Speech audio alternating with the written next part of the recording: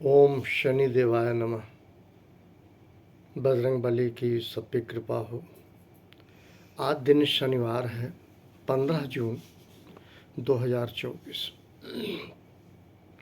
निरंतर मैं कहता आ रहा हूँ कि शनि देव का मंदिर हर जगह नहीं होता, हर स्थान पे नहीं होता, पर शनि देव की हमेशा कृपा बनती है उन लोगों पे जो बजरंग बली की पूजा करते हैं, हनुमान जी की आराधना करते हैं। दोनों मेरे लिए प्रभु हैं। इष्ट देव मैं कहूँगा, बजरंग बली को भी कहूँगा। राम के भक्त हैं तो राम, और जहाँ जहाँ राम है वहाँ हनुमान है। और उसी प्रकार से शनिदेव, दोनों को मेरा हाथ जोड़ के प्रणाम। साथ ही साथ हमारे देश के 144 करोड़ से ऊपर की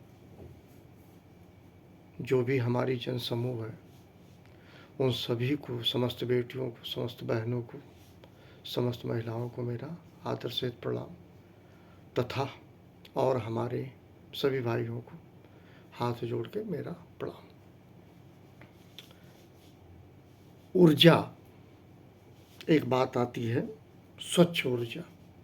स्वच्छ ऊर्जा जो है को बढ़ावा देने के लिए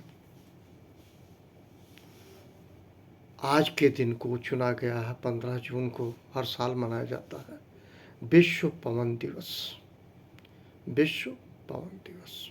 पवन, हवा, पवन शक्ति, पवन सब कुछ, बगैर उसके जीवन नहीं धरती पे।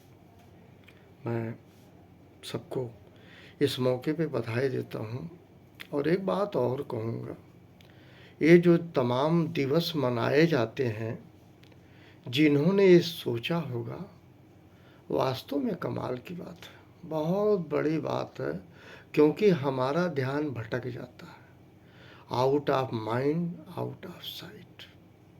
दिमाग हटा, हमारा ध्यान भटका। अब मैं बुजुर्ग की बात कहूँ, बूढ़ों की बात कहूँ, ये मैं नहीं कहता, मनाने वाले लोगों ने सोचा होगा कि एक दिन ऐसा किया जाए, ऐसा दिवस मनाया जाए जिसमें ये बताया जाए बुजुर्गों से जो दुर्व्यवहार होता है, मिसबिहेव करते हैं, उस पे बताया जाए, बातें कही जाए, उन लोगों का ध्यान आकृष्ट किया जाए जो अपने माता पिता को टार्चर करते हैं, प्रताड़ित करते हैं, या किसी वृद्धजन को भी कर सकते हैं। क्योंकि कई ऐसे लोग होते हैं, पता चला उनके चाचा शादी नहीं किए, अविवाहित रहे, उनकी पूरी संपत्तियों में उनका भतीजा राज कर रहा है, लेकिन चाचा को घर से निकाल दिया जब उन्होंने ज़मीन जायदाद लिख दी। सगा भाई भी हो सकता है। बहुत ऐसे तपस्वी रहे हैं, बड़े भाई ने शादी नहीं की, अपने छोटे भाई को पढ़ाया लिखाया, विवाह किया, उनके संतान हुई। ऐसे भी लोग हैं। इतने नहीं है, कई ऐसी बड़ी बेटियां हैं जिन्होंने खुद की शादी नहीं की, अपनी बहनों की शादी की, अपने भाइयों की शादी की। मैं उन सब को नमन करता हूँ। पर उनके साथ हो क्या रहा, जब वो वृद्ध हो जा रहे हैं, ओल्ड एज के हो जा रहे हैं, तो उनके साथ दुर्व्यवहार किया जा रहा। उस बेटी का दुर्व्यवहार किया जा जिसने अपने भाइयों को पाला, बहनों को पाला, विवाह किया। इसी प्रकार से उस पुरुष को जिसने अपने छोटे भाई को पढ़ाया लिखाया, मजदूरी करके। मैं पिक्चर की बात नहीं कर रहा हूँ, पिक्चर में तमाम आप सुने होंगे, देखे होंगे। मैं उसकी यथार्थ की बात कह रहा हूँ। मुझे आप लोग पसंद ना करें ना करें, हाँ, आज मैं यूट्यूब को हाथ जोड़ के बधाई इस बात के लिए देता हूँ कि 35,000 व्यूवर्स हमारे हो गए। मैं शुक्रगुजार हूँ ऊपर वाले का, परमात्मा का, साथ ही साथ आप लोगों का, कि कम से कम 35,000 हमारे व्यूवर्स हो गए। बहुत ही कम समय में, ज़्यादा दीर्घ काल में नहीं। और मैं क्या बनाता हूँ, क्या बोलता हूँ, कैसे बोलता हूँ, मुझे वो स्टाइल नहीं पता है, पर बोल जाता हूँ। और कहा भी जाता है कि हर व्यक्ति का वे ऑफ एक्सप्रेशन अलग अलग होता है, अभिव्यक्ति का तरीका अलग अलग होता है। एनीवे, पुनः बधाई यूट्यूब को। मैं हूँ बुजुर्गों के दुर्व्यवहार को लेके, इसको कोई बुरा नहीं मानेगा, मैं किसी पे टिप्पणी करने की मेरी नीयत भी नहीं है। लेकिन आज का दिन विश्व बुजुर्गवार दुर्व्यवहार विरोध दिवस आप कह सकते हैं इसको, कि बुजुर्गों पे जो व्यवहार होते हैं, दुर्व्यवहार होते हैं, उसमें एक 2018 में हेल्प एज इंडिया है, उस ऑर्गेनाइजेशन ने सर्वे किया था। तो उसने कहा था ये कि 29% बुजुर्ग अपने संतानों पे भार हैं। 29% बुजुर्ग अपने संतानों पे भार हैं और 15% ऐसे लोग हैं जो अपने माता पिता को बहुत भार समझते हैं, बहुत बड़ा भार समझते हैं। और वो ये सोचते हैं 15% लोग, अगर मेरे माता पिता जो बुजुर्ग हैं इनकी मृत्यु हो जाती तो कम से कम मुझे सुख चैन मिल जाता, मैं जी जाता एक बार फिर से। ये बच्चों का स्टेटमेंट है थ्रू, मैंने कहा ना, हेल्प एज इंडिया। मैं कहीं बनावटी नहीं, आप स्टडी कर सकते हैं, हो सकता है यूट्यूब गूगल में ना मिले। ये सर्वे रिपोर्ट है 2018 की। अब मैं आता हूँ भारत और चीन की लड़ाई में एक शरीक हुए थे परमवीर चक्र विजेता कर्नल धान सिंह थापा साहब। मैं आज उनको नमन करता हूँ। अभी 10 जून को उनका जन्मदिन भी था। मैं कुछ सोच कर नहीं कर पाया, इसके लिए मैं क्षमा मांगते हुए आज उनको नमन करता हूँ।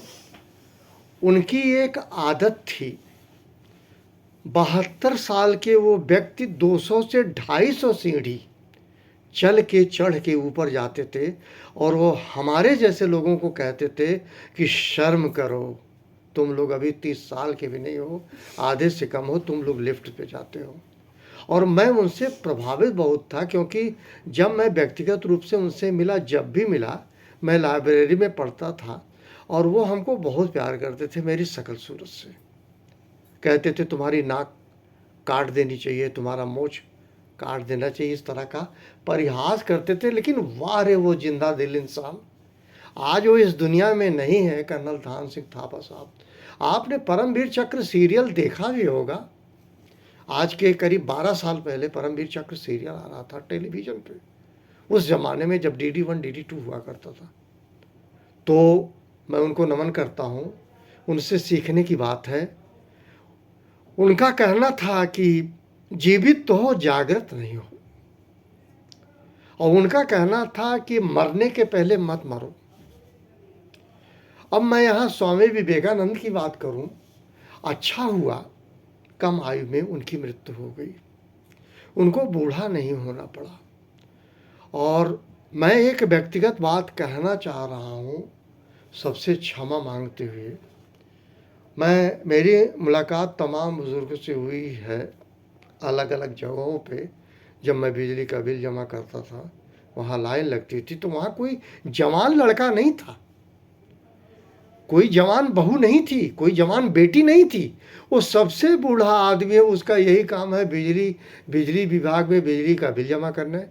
और गैस सिलेंडर रिक्शे पे लाद के लाए, चाहे वो मरे चाहे जिए, लेकिन उस बुज़ुर्ग की ड्यूटी है। और तीसरी चीज़, वो छोटे बच्चे को गोद लेके बाहर टहले, चाहे उस बच्चे को गोद ले पाए ना ले पाए।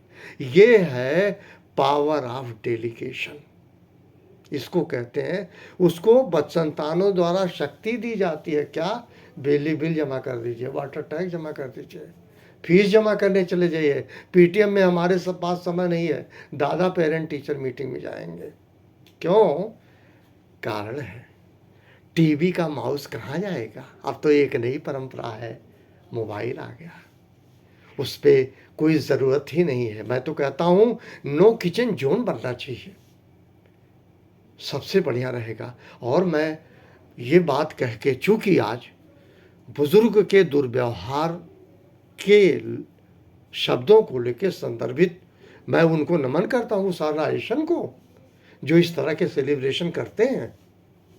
और मुझे कोई पीड़ा नहीं है, लेकिन याद रखिएगा प्यारे, जो बुजुर्ग होते हैं वह as a bed of roses होते हैं, उनको फूलों की सेज पे रखना चाहिए।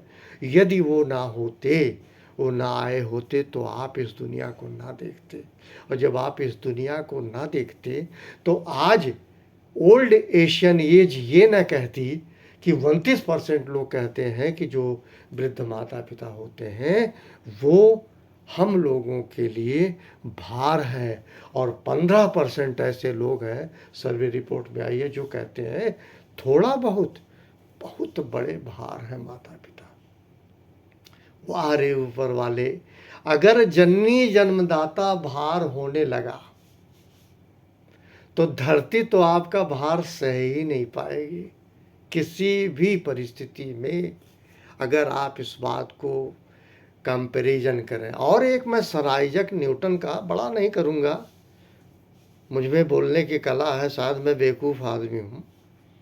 सर आइजैक न्यूटन का एक फार्मूला है, वो साइंस में है, to every action there is an equal and opposite action. ये बात ये कही गई है, इसको मैं दूसरे से जोड़ूंगा कि आप मान लीजिए 25% अपने माता पिता को भार समझ रहे हैं, और जब आपकी संतान होगी ना, जब आप वृद्ध होंगे, तो आपने तो अपने माता पिता को 25% भार समझा, लेकिन वो बच्चा आपको 50% भार समझेगा। इसी के साथ एक छोटा सा मैं डंडे का घटना बताऊंगा। एक IAS अफसर थे, रिटायर्ड, उनकी पत्नी मर गई, उनका बेटा बहू US में थे, और उनका जो है मेरे ख्याल से उस समय का आकलन करें 2 से ढाई करोड़ का उनका बंगला था। उनका बेटा बहू यही कहते हैं कि पापा इंडिया में कुछ नहीं रखा, इनस्टेबिलिटी है। वो सब्जी ले रहे थे, मैं नींबू ले रहा था, डंडैया की बात है। और गवाह है श्री उमेश पांडे जी, अगर वो सुन रहे हो मेरा वीडियो तो याद रखिएगा इस घटनाक्रम को, मैं कोई बनावटी नहीं बोल रहा हूँ, सब्जी उमेश पांडे जी खरीद रहे थे। और मैंने उनसे बात की तो उन्होंने एक टक में एक ही बात कही कि हमारे बच्चे चाह रहे हैं यहाँ का मकान बेच दें और US चले आए, यहाँ कुछ रखा नहीं इंडिया में। मैंने कुछ नहीं बोला। उन्होंने कहा एक्चुअल में उनकी नीयत क्या है। उनकी नीयत यह है, मैं तो 70,000 रुपया पेंशन पा रहा हूँ, 75 साल से ऊपर हूँ, उन्हें मेरी ज़िंदगी की चिंता नहीं है, उन्हें चिंता इस बात की है ये जो 2-2.5 करोड़ का डेड अमाउंट पड़ा हुआ है लखनऊ में, इसको बेच के हम रख लें। थैंक यू वेरी मच, आप सभी को मेरा प्रणाम।